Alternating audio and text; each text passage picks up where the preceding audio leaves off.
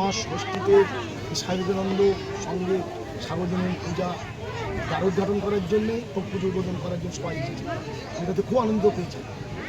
পুজো মণ্ডপ তো সাজিয়ে তুলেছে মাদুর এবং গাছের। এটাই তো আমি তো একটু আগেই বলছিলাম, এটাই যে সমস্ত আমাদের কারিগর বা মিস্ত্রি যারা করেছে আমি তাদের ধন্যবাদ জানাই। এবং ক্ষুদ্র শিল্পের সমৃদ্ধির পথে সবচেয়ে বড় একটা উজ্জ্বল দৃষ্টান্ত, এবং এটাই আমাদের মাননীয় মুখ্যমন্ত্রী চাইছে যে এই সমস্ত কারিগর বা যারা মিস্ত্রি বা শিল্পী উঠে আসুক, যাদের দিয়ে এইরকম ক্ষুদ্র শিল্পের কাজ হবে এবং সেটা পশ্চিমবাংলার বিভিন্ন জেলাতে যাবে এবং আমাদের ভারতবর্ষের বিভিন্ন রাজ্যেও যাবে। এই যারা এই শিল্পী এই কাজ করছে, এই মাদুরের যে প্যান্ডেলটা করেছে, এটা সত্যি অপূর্ব, অতুলনীয় হয়েছে, অপূর্ব সুন্দর হয়েছে। আমি মনে করি এটা হচ্ছে শিল্পর ক্ষেত্রে সবচেয়ে গুরুত্বপূর্ণ ভূমিকা।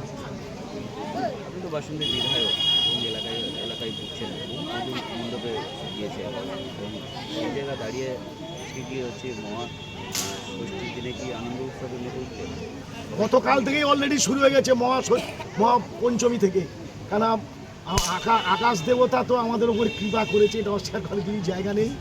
যেগুলো আবহাওয়া দপ্তর যেগুলো বলেছিল, কিন্তু সেটা আমরা দেখতে পাচ্ছি বাস্তবভাবে যে গতকাল লক্ষ লক্ষ মানুষ আমাদের পশ্চিমবাংলায় আমাদের বাসন্তীতে বা হাজার হাজার মানুষের ঢল নেমেছে।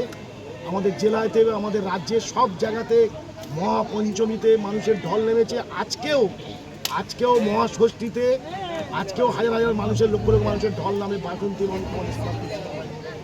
হালকা বৃষ্টি হয়েছে সুন্দরবনের প্রত্যন্ত এলাকায়। এটা তো পুষ্প বৃষ্টি, মা এসেছে ঘরে, মা এসেছে, এটা শান্তি বৃষ্টি, শান্তির জন্য বৃষ্টি।